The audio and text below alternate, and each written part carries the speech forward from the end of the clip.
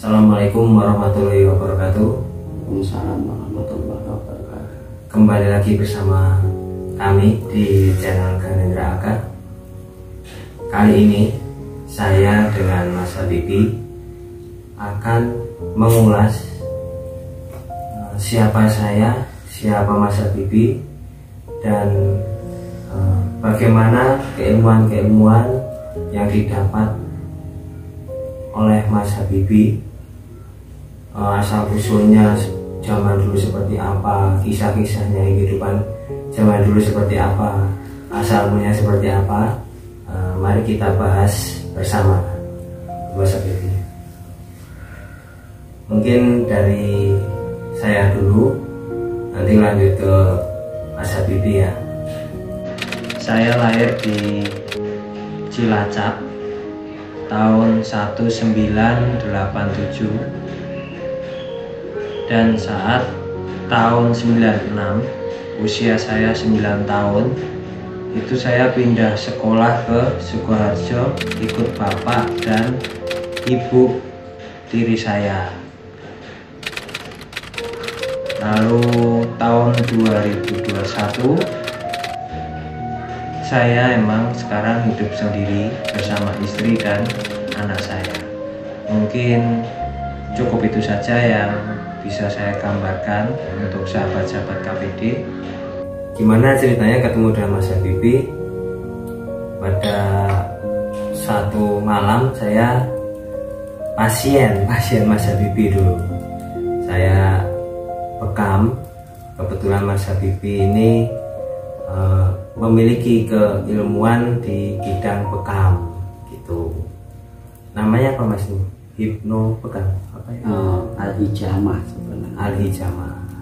Saya dibekam dan saya kenal Mas Habibi berlarut-larut, terus kita seperti saudara gitu.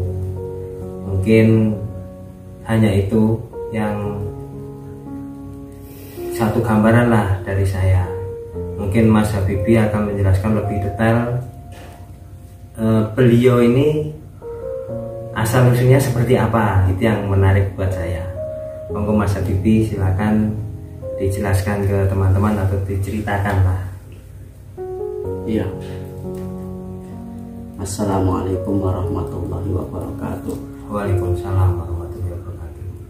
Alhamdulillahirabbil alamin.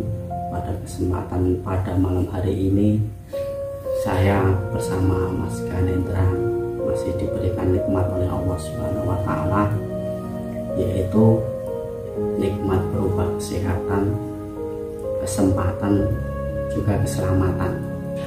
Sehingga dengan izinnya pada malam hari ini Allah memberikan kesempatan kepada kami untuk mengulas sedikit tentang perjalanan spiritual yang saya jalani selama ini ya. Semua itu Mas bermula ketika saya masih kecil. Mungkin sudah digariskan oleh Allah Subhanahu wa Ta'ala bahwasanya sejak saya masih kecil saya mempunyai intuisi yang lumayan tajam. Nah, bisa saya jelaskan, intuisi itu adalah bisikan batin atau dorongan batin. Jadi sejak kecil itu saya sudah dikaruniai yang berupa intuisi itu. Tapi pada waktu saya masih kecil, saya kan diasuh oleh nenek saya yang berada di Desa Capian, Dukuh Pelaru, Kabupaten Sukoharjo. Sedangkan ibu saya itu ada di Solo, tepatnya di sebelah barat Terminal Tirtonadi, atau lebih tepatnya di Kampung Prawon, dekat Minapadi. Adapun bapak saya sejak saya masih umur 1 bulan itu sudah wafat. Jadi saya memang digariskan sebagai anak yatim pada waktu itu. Dan ketika saya sudah lulus SD, itu ibu saya sakit keras. mas, sehingga saya tidak sempat sekolah karena saya harus mengurus ibu saya yang sakit. Nah, ada pun waktu itu 4 bersaudara. Jadi ada mbak saya, emas saya dan adik saya. Jadi saya kakak saya sudah kerja, dua-duanya mbak dan emas saya sudah kerja, dan saya baru lulus SD waktu itu. Adik saya masih SD bahkan. Nah, saya yang bertanggung jawab untuk mengurus ibu saya. Hingga suatu malam itu ibu saya dalam kondisi sakit parah. Itu penyakitnya kan paru-paru basah ibu saya. Hingga suatu malam saya dipanggil oleh ibu saya,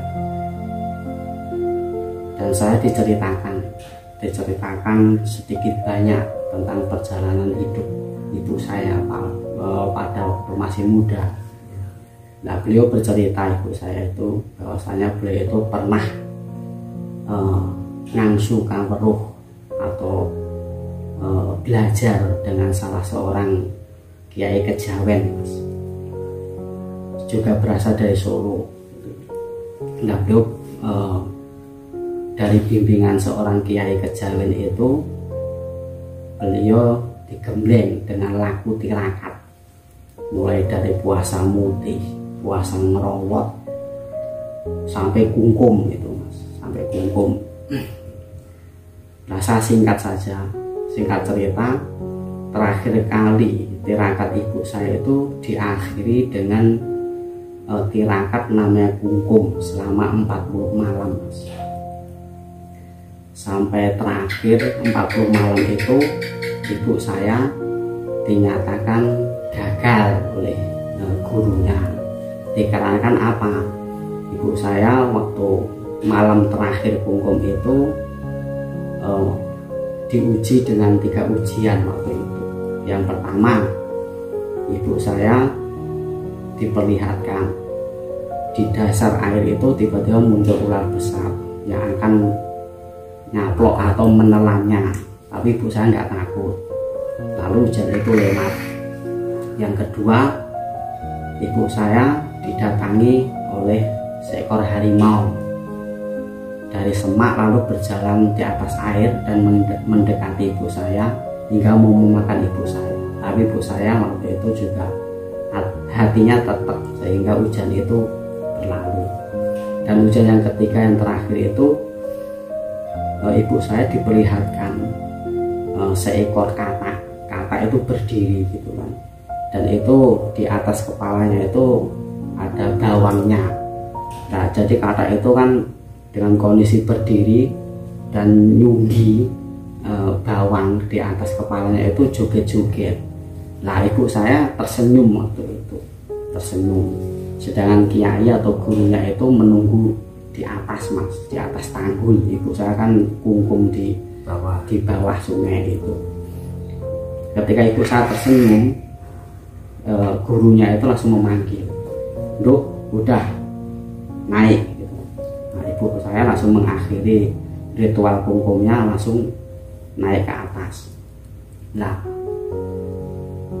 alhasil gurunya itu berkata, "Nduk, anugerahmu sebenarnya turun, tapi karena kamu tidak lulus ujian, maka kamu tidak bisa memakai anugerah yang sudah turun ini. Nah, suatu saat anugerahmu yang sudah turun ini itu akan bisa dipakai oleh anak atau cucumu dengan izinmu." Nah, ibu saya, kiai ibu saya itu bicara lagi, "Kalau kamu pengen mendapat kanugrahan lagi untuk diri kamu sendiri dan bisa kamu pakai, maka kamu ulangi dari ritualmu atau tirakatmu dari awal lagi." Tapi ibu saya sampai di situ sudah menyerah, mas. Artinya nggak mau lagi mengulangi dan menerima apa adanya. Sangat beratnya mungkin ya. Nah, usia. Setelah ibu saya bercerita panjang lebar itu, mas, lalu beliau berkata sama saya, "Le, kamu anakku yang kurang kasih sayangku, karena sejak kamu umur 1 bulan bapakmu meninggal, terus kamu diasuh oleh nenek kamu, sedang ibu kembali ke Solo untuk meneruskan perjuangan, yaitu berjualan demi mencukupi atau membiayai anak-anaknya kan gitu, namanya janda ya Mas." Nah, itu kejadiannya itu Mas, malam Jumat. Saya ingat betul ketika ibu saya terakhir kali ngomong panjang lebar itu malam Jumat Mas. Terus esoknya ba'da sholat Jumat ibu saya dipanggil oleh Allah Subhanahu wa Ta'ala alias wafat. Nah setelah itu Mas, saya kurang ingat ya. Yang saya ingat di rumah saya itu pasca meninggalnya ibu saya itu saya ingat namanya kondangan gitu Mas, kondangan dan yasinan untuk kirim doa untuk ibu saya yang sudah meninggal tadi. Usia berapa Mas? Saya ya lulus SD Mas, sekitar 97-an lah. Nah terus pada malam kondangan itu terus yasinan itu, setelah selesai saya tidur Mas, saya tidur, terus malamnya saya bermimpi ada seekor ular. Kan di tetangga desa saya Mas, ada waktu itu dukun orang pintar. Kalau orang Jawa mengatakan kan dukun atau orang pintar. Itu saya mimpi tapi Mas, saya berdiri di teras rumah saya, terus saya bisa melihat rumah dari dukun itu. Padahal kan itu terhalang oleh banyak rumah sebenarnya antara rumah saya dan rumah dukun itu. Tapi dalam mimpi itu saya bisa melihat rumahnya tanpa terhalang oleh rumah-rumah tetangga-tetangga saya. Nah di dalam rumah itu Mas, di ruang tengah itu ada kamar gitu. Di rumah dukun itu di ruang tengah itu ada kamarnya. Nah itu keluar Mas, sosok ular gitu. Sosok ular terus menghampiri ke rumah saya. Nah ketika saya berdiri di teras itu di halaman, keluar dari rumah dukun itu langsung berhenti di halaman saya, terus menyembah saya 3 kali gitu. Setelah menyembah saya 3 kali, terus kepalanya bangkit gitu kan, itu langsung tahu terbelah Mas, menjadi sosok perempuan cantik-cantik 2 gitu, tapi tubuhnya tetap 1 tapi badannya menjadi 2, yaitu sosok perempuan cantik bermahkota emas, terus memakai kembang hijau gitu kan. Lalu dia bilang sama saya akan mengikuti kamu, nanti hidupmu akan aku bantu gitulah kalau bahasa Indonesianya. Dalam segi materi atau ya nggak tahu, pokoknya akan dibantu. Pokoknya dia ingin ikut saya, terus ingin membantu hidup saya, pokoknya itu aja. Nah dalam kebingungan saya, jadi dalam mimpi itu Mas, saya bisa berpikir normal. Jadi saya bingung, ini maksudnya apa gitu. Kok tahu-tahu ada seperti ini terus pengen ikut saya, terus menawarkan pengen membantu hidup saya, maksudnya apa gitu. Nah dalam kebingungan saya itu, saya melihat Mas, ibu saya yang dikubur itu tahu-tahu bangkit dari kuburnya, terus pulang ke rumah, terus menghampiri saya. Terus dia bilang sama saya, almarhum ibu saya itu ngomong sama saya, "Nak, ini nggak baik buat kamu, nanti ada yang lebih baik buat kamu," gitu kan. Nah setelah itu saya usir lah sosok ular itu. Saya nggak mau kamu mengikuti saya, maka kamu pergi. Sekitar itu juga langsung pergi Mas ke sungai, dan sampai sekarang insya Allah masih di situ, di sungai itu ya, masih bertempat tinggal di situ, mungkin belum punya tuan gitu. Nah setelah itu saya namanya nggak punya orang tua ya Mas, putus sekolah, nggak punya orang tua, jadi saya terbawa pergaulan gitu kan. Jadi saya waktu itu nakal ya, mabuk ya segala macam lah, kenakan remaja gitu ya kenakan remaja gitu aja lah ya, kalau bahasa kerennya kan kenakan remaja. Sampai suatu saat saya bekerja Mas di daerah Klaten, tepatnya di Panjenengan 1 Umbul Nilo, atau banyak orang mengarah itu Janti gitu ya. Nah di situ saya sering Mas merasakan atau melihat hal-hal yang aneh, artinya ya hal-hal di dimensi lain. Tapi saya berusaha untuk cuek, hingga suatu malam saya juga bermimpi lagi, Mas. Saya bermimpi itu berjalan dari arah timur ke arah barat gitu. Nah, itu ada betul-betul nyata, Mas. Lokasinya itu nyata, ada itu. Jadi ini Umbul Nilo, terus ini ada masjid gitu kan. Nah, saya berada di tengah-tengahnya ini, antara Umbul Nilo sama masjid ini. Nah, saya berhenti di situ. Saya melihat ada matahari itu muncul dari arah barat, dan bulan itu dari arah timur, lalu bertabrakan di atas kepala saya, buar gitu, Mas, di langit maksudnya, tapi tepatnya di atas kepala saya, buar gitu, terus merah. Saya dalam batin saya gini, itu mimpi, tapi saya bisa berpikir normal. Loh, ini apa ini yang dikatakan kiamat? Nah, saya heran, takjub lah melihat benturan dari matahari sama bulan itu. Saya takjub sekaligus takut, karena kita kan sering didengarkan kalau kiamat itu kan pertabrakan antara itu kan. Nah gitu. Nah, dalam kebingungan ketakjuban saya melihat kejadian itu, dari hasil benturan tadi kan merah kan, Mas, terus ada satu titik terang gitu kan, yang klip gitu, nggak tahu turun seret gitu. Nah, mau menjatuh ke kepala saya seperti bintang gitu, Mas. Ya bulat kecil lah, tapi sinarnya terang gitu.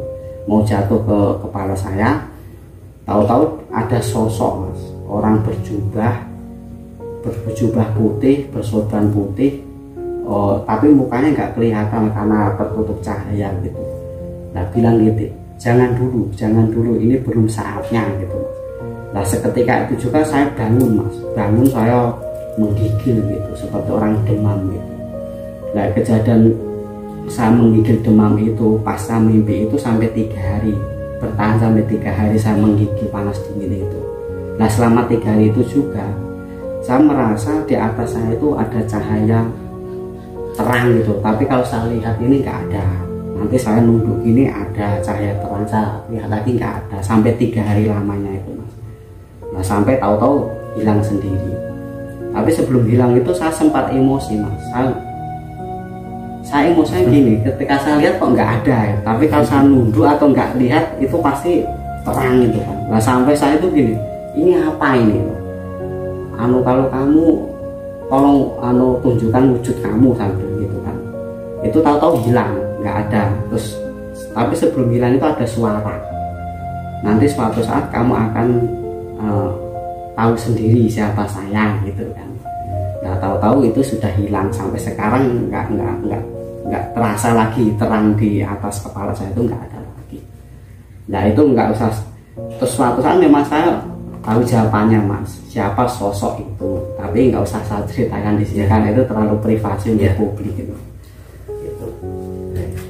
Tapi setelah itu, Mas, saya kan nggak kerja lagi di Janti tadi atau di Pancingan Satu Umbul Nilo. Terus nasib atau takdir membawa saya ke Pekanbaru. Jadi Pekanbaru itulah, Mas, awal saya dimintai tolong orang untuk membantu seseorang yang kesurupan, Mas. Nah, dari situ saya pertama kali dimintai tolong orang untuk mengobati kasus orang kerasukan, dan dengan izin Allah setelah saya pegang itu sembuh gitu. Terus akhirnya ya mengalir gitu aja. Terus saya bertemu dengan tokoh-tokoh spiritual gitu kan, Mas. Terus akhirnya memberi saya amalan, terus saya wiridkan, terus membimbing saya untuk berpuasa ini, berpuasa itu gitu. Ya intinya memang semua itu juga saya landasi dengan namanya tirakat itu, Mas. Mulai dari wirid, puasa, berbagai macam puasa lah. Mulai dari mutih, puasa mutih pernah saya lakukan. Terus puasa ngebleng 3 hari 3 malam tidak makan tidak minum itu alhamdulillah udah saya lakukan. Tapi pertama kali Mas saya mendapat ijazah berpuasa itu mantang amis selama 40 hari gitu.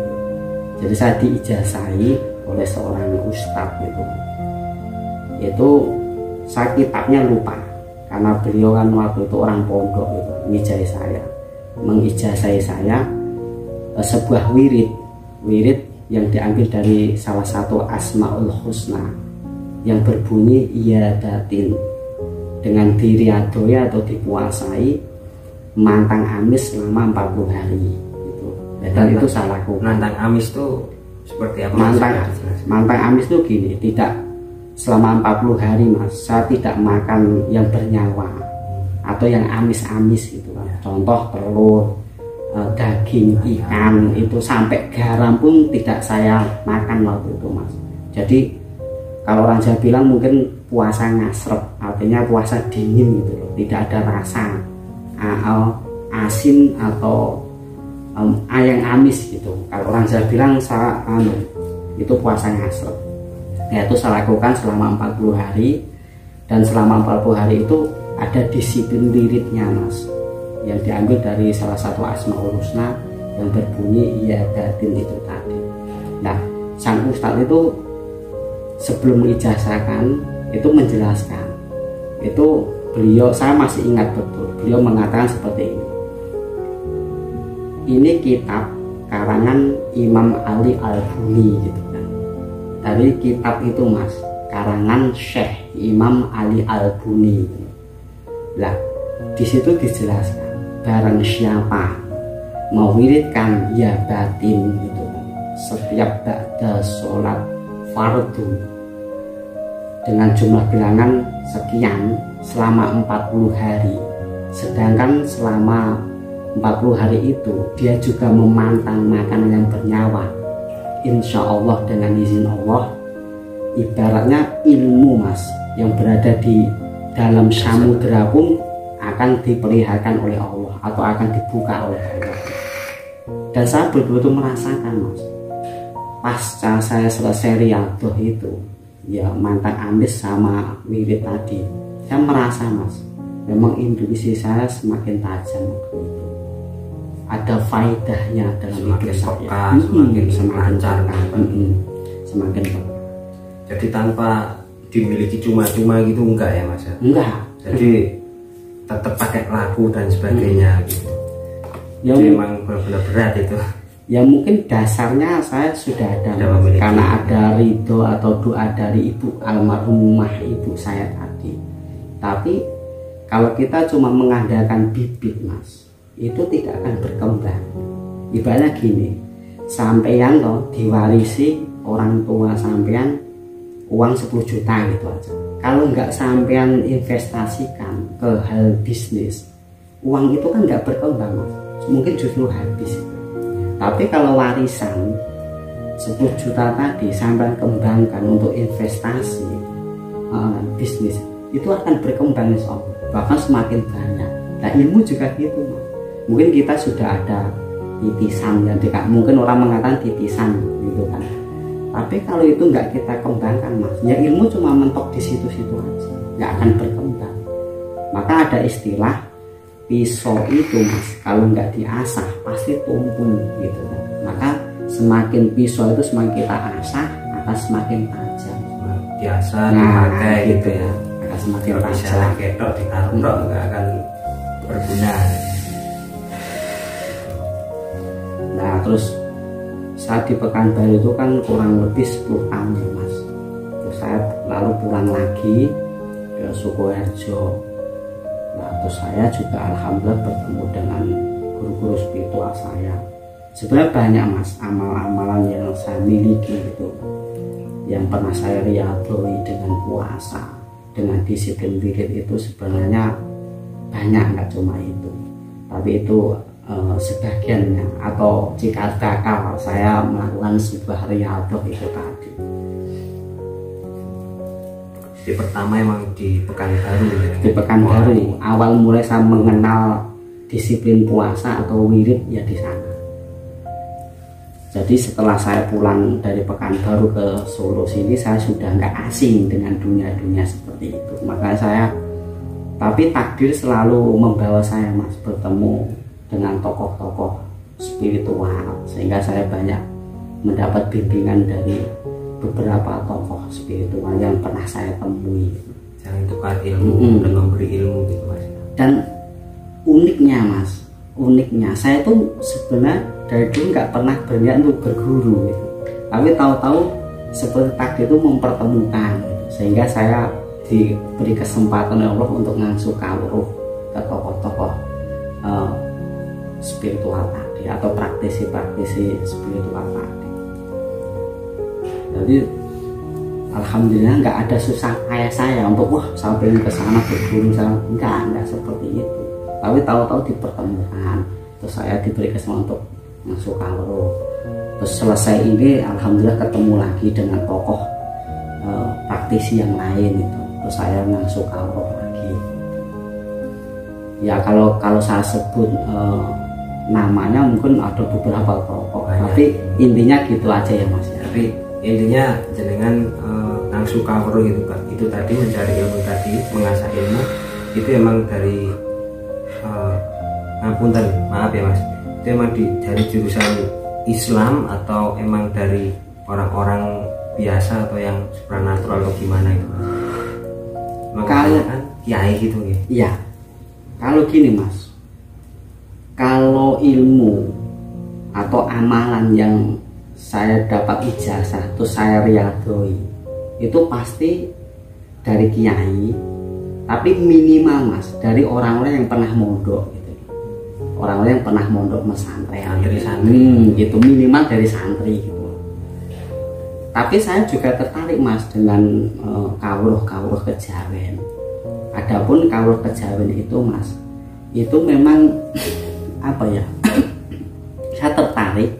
Saya mendapat kawruh kejawen itu lebih cenderung ke cuma sharing Mas, tapi sebenarnya tidak saya amalkan gitu ya. Makanya saya tertarik, saya ingin menyelami juga bagaimana sih ilmu kejawen itu. Jadi saya sengaja bertemu atau saya memang mengunjungi praktisi kejawen, saya berdialog gitu. Jadi saya mendapat pengetahuan dari dialog atau sharing tadi, bukan karena saya berguru atau saya amalkan, enggak. Jadi amal-amal saya itu insya Allah bisa dipertanggungjawabkan dari kitab-kitab ulama-ulama terdahulu yang jalurnya Islam.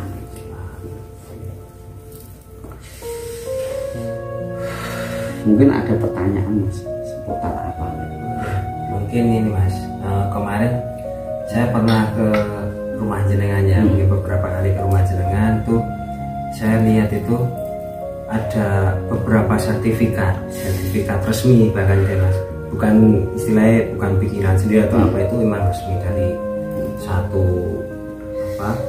organisasi atau apalah atau PT atau apa yang membawahi keahlian khusus tertentu. Nah itu bisa dijelaskan ada beberapa sertifikat Mas, apa aja dan mendapatkannya seperti apa ya. Jadi riwayat dari sertifikat yang saya miliki itu kan ada tiga sertifikat. Nah itu dimulai ketika saya pulang dari Pekanbaru. Jadi gini Mas, saya di Pekanbaru itu kan sudah dikenal orang sebagai praktisi pengobatan gitu kan, praktisi pengobatan. Tapi saya kan waktu itu baru paham tentang pengobatan supranatural, ya kan, ya. Belum memahami tentang medis, gitu. Sisi medis belum, anatomi tubuh dan sebagainya gitu. Lalu saya berpikir ketika saya pulang ke Jawa, saya sering menemui pasien itu penyakitnya medis gitu. Contoh seperti kolesterol, diabetes, terus asam urat gitu, lambung, stroke gitu kan. Saya berpikir Mas, loh, ini pengobatannya sakitnya medis gitu. Masa semua penyakit mau saya suwuk ibaratnya gitu kan ya. Saya kira ya mungkin kalau kita yakin kalau Allah berkehendak pasti sembuh. Tapi kan saya juga pengen beradaptasi kan Mas, beradaptasi misalnya wah ini penyakit kolesterol, jadi saya pengen bisa menjelaskan secara ilmiahnya bagaimana terjadi kolesterol gitu kan. Jadi nanti dengan gabungkan dengan keilmuan yang dengan gitu nih, dari medis sama supranatural digabungkan jadi satu. Iya, dari apa ya, dari pemikiran itu tadi saya berinisiatif untuk belajar atau sekolah terapis gitu kan. Nah awal mulanya sekolah terapis itu di Seragen, di desa Sonokeling itu tahunnya sekitar tahun 2016 itu awal. Nah di situ jurusannya cuma Al-Hijamah atau kita kenal sebagai bekam gitu kan. Yang intinya bekam itu adalah membersihkan darah kotor atau membuang oksidan atau sel darah yang sudah mati gitu kan. Nah di situ saya dapat ilmunya bahwasanya sel darah itu cuma usianya 100 hari mas, 100 hari. Dan ketika sel darah sudah mati, ketika tidak dikeluarkan itu akan menimbulkan berbagai permasalahan di dalam tubuh, jadi racun, jadi toksin, jadi oksidan gitu, maka harus kita keluarkan. Makanya itu yang saya pelajari bekam. Dan setelah saya selesai studi tadi, saya praktekkan pengobatan bekam, diamalkan. Saya praktekkan ke pasien-pasien saya. Nah dari situ saya belum merasa puas dengan apa yang saya pelajari di Seragen tadi, karena waktu itu belum dikenalkan atau belum diajari Al-Hijamah atau bekam di titik kepala gitu. Atau Al-Hijamah atau bekam memakai itu mas, sartoh atau pisau gitu kan. Karena di sana baru jarum waktu itu, dan itu belum menyentuh titik kepala. Nah, saya terus mencari informasi lagi, rupanya di Purwakarta itu diajarkan itu tadi yang saya inginkan, yaitu bekam di titik kepala sama bekam sartoh atau memakai pisau steril tadi. Lalu saya meluncur ke Purwakarta. Nah rupanya di Purwakarta itu nggak cuma jurusan bekam, ada gurah, ada hipnoterapis gitu. Nah saya ambil tiga-tiganya itu mas.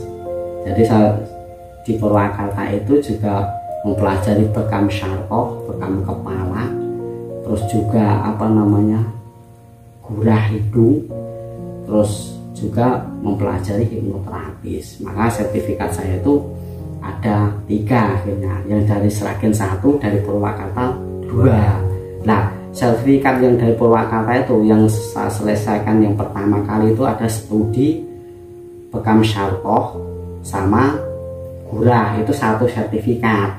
Sedangkan untuk hipnoterapisnya sertifikatnya sendiri. Nah adapun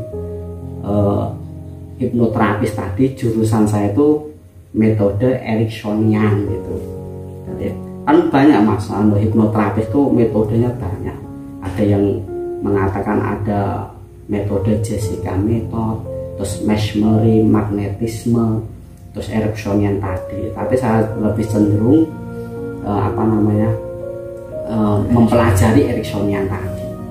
Dan alhamdulillah mas, dari apa yang saya pelajari tadi ada manfaatnya untuk pasien-pasien saya, termasuk yang kemarin itu kan mas, yang kita buat konten kasus depresi itu kan penanganan saya memang memakai metode hipnoterapis tadi, hipnoterapi tadi dengan jalur metode Ericksonian tadi.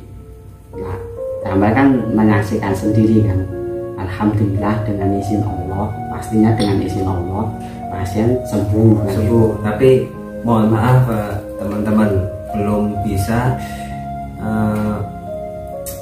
saya wawancarai Mas Handoyo itu untuk kesembuhannya yang sekarang, soalnya dia ada kesibukan, saya juga ada kesibukan, jadi waktunya nggak pernah tepat. Pernah kemarin WA juga harinya ditentukan, ternyata nggak bisa, mohon maaf. Mungkin besok atau kapan lah saya mungkin akan menghadiri Mas Handoyo gitu. Terus ada lagi mas? Ya mungkin gini, saya bukan promosi nih ya mas ya. Ya. pengobatan yang saya kuasai itu Mas, ya dengan metode bekam, terus gurah, hipnoterapi. Nah, bekam ini ya tadi sudah kita jelaskan untuk membersihkan sel-sel darah yang sudah mati. Yang pastinya ketika sel darah mati itu kita biarkan bertahan di dalam tubuh kita, pasti akan menimbulkan berbagai keluhan atau penyakit.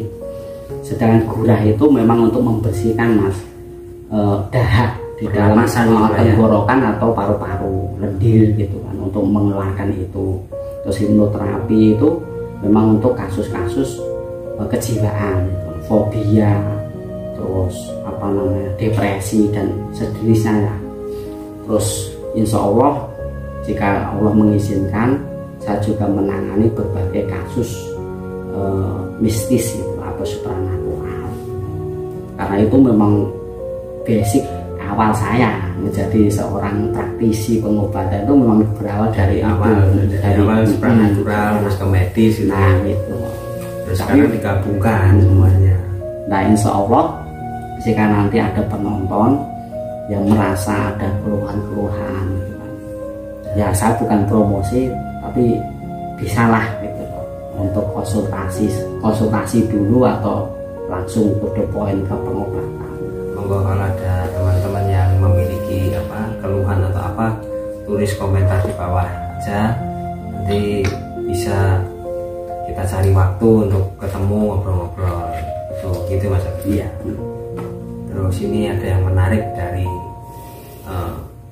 konten kita yang hari ini dan kedepannya itu ada sedikit tambahan atau perubahan. Kemarin saya membahas itu sama Mas Habibie udah dari lama Mas ya. Kita cari waktu yang tepat dan cari seretnya hati dan istilahnya enaknya piye gitu ya Mas. Iya. Nah itu ada beberapa kalimat ini, satu kalimat itu ya. Itu kawula puja dumadi. Itu akan hadir di intro video-video saya, dan saya akan dengan Mas Habibie akan menyapa teman-teman dengan sebutan sahabat KPD. Mungkin Mas Habibie bisa menjelaskan sedikit kawula puja dumadi itu apa sih Mas sebenarnya itu ya. Jadi gini, awal mula saya menamakan kawula puja dumadi itu awalnya gini Mas. Saya bertemu dengan seorang praktisi dari Pati gitu kan. Saya bertemu di Jakarta. Lalu saya diijazai sebuah amalan jalur sholawat, namanya sholawat Nuridat gitu, Nuridat. Dan setelah saya amalkan, terus saya dipasrai oleh praktisi tersebut. Ini saya sudah nggak terlalu ngopeni Padepokan Al-Syakot namanya, itu dari Pati Mas. Jadi saya percaya sama kamu, kata beliau. Makanya tolong ini dijaga, diamanai saya. Tolong ini dijaga, kalau perlu kamu kembangkan itu. Kamu kembangkan sholawat Nuridat ini sebanyak-banyaknya. Apalagi siapa yang butuh, tolong ijazai, bimbing gitu kan. Nah, alhasil saya ada beberapa orang yang sering datang ke tempat saya atau kontrakan saya waktu di Jakarta. Lalu saya tawarkan, alhamdulillah mereka itu tertarik untuk mengamalkan sholawat Nuridat tadi. Nah, akhirnya dari beberapa orang tadi terbentuklah majelis gitu kan, majelis sholawat gitu kan. Setiap malam Jumat kita sholawatan dan hariannya dilakukan di rumah masing-masing atau di tempatnya masing-masing gitu. Tapi ada sekali malam Jumat pasti kita bermajelis di tempat saya, bersolawatan bareng gitu kan.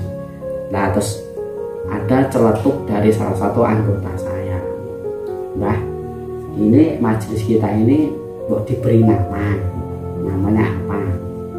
Terus saya pikir oh ada benarnya juga, kita harus memberi nama majelis kita. Nah itu melalui perenungan saya kan Mas, itu tahu-tahu terlintas di pikiran saya kan, Kaulo Pujo Dumadi, yang kalau diartikan Kaulo itu adalah hamba sahaya, ya kan? Posisi kita sebagai manusia kan cuma hamba di hadapan Allah Subhanahu wa Ta'ala. Terus pujo itu adalah memuja, terus dumadi itu mengharapkan akhir yang baik. Jadi kalau kita gabung, artinya adalah kita sebagai kaulo, ya kaulo itu cuma bisa memuja Allah Subhanahu wa Ta'ala dan mengharap akhir yang baik nantinya gitu loh. Nah, akhirnya saya tawarkan bagaimana kalau nama majelis kita Kaulo Pujo Dumadi.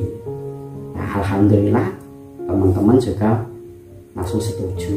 Nah, langsung kita bikin baju waktu itu, kostum seragam, biar seragam biar serasi gitu, biar kompak gitu. Jadi itu menjadi ikon kita dalam majelis itu Kaulo Pujo Dumadi, dan ada simbol-simbolnya 4 anasir kan Mas. Nah nanti mungkin suatu saat kita bahas lagi, karena panjang banget itu 4 anasir. Nanti suatu saat kita akan menjelaskan masalah 4 anasir yang ada di Kaulo Pujo Dumadi gitu ya. Dan gini, ada pun kan Mas, dari kesepakatan kita dalam membuat konten-konten ini, sebenarnya tujuan kita adalah edukasi. Ya itu penting Mas. Nah, edukasi terhadap para penonton, ya maaf yang mungkin masih awam dalam hal-hal supranatural. Karena gini, mohon maaf sekali, kita sering melihat kan Mas di channel-channel itu, di konten-konten itu gitu ya. Kok sepertinya apa ya Mas, kontennya itu yang berbau supranatural seperti nggak masuk akal, menyimpang atau seperti pembodohan. Nah kita akan menampilkan apa adanya kan Mas, apa adanya tentang kegiatan kita dalam eksplorasi di daerah-daerah tertentu yang mungkin ditengarai ini keramat, ini angker gitu kan. Nah kita mungkin mengedukasi tanpa memberikan sebuah pembodohan kepada penonton. Nah kita tampilkan apa adanya. Makanya kemarin sempat kita bikin konten penarikan, karena nggak bisa keluar ya kita tampilkan nggak keluar gitu. Real Ya karena memang kenyataannya nggak keluar. Apa yang mau kita buat, kita nggak pengen mencari sensasi di sini. Kita cuma apa yang saya lihat, saya rasakan di sebuah lokasi itu yang saya katakan gitu. Adapun kekurangan atau apa itu memang kita memang manusia lemah gitu. Masa doif kalau nggak diizinin Allah ya nggak akan bisa kan, kita cuma gitu. Ketimbang kita bikin sensasi dengan rekayasa itu kita nggak suka seperti itu. Jadi kita cuma mengedukasi aja. Tujuan kita bikin channel itu.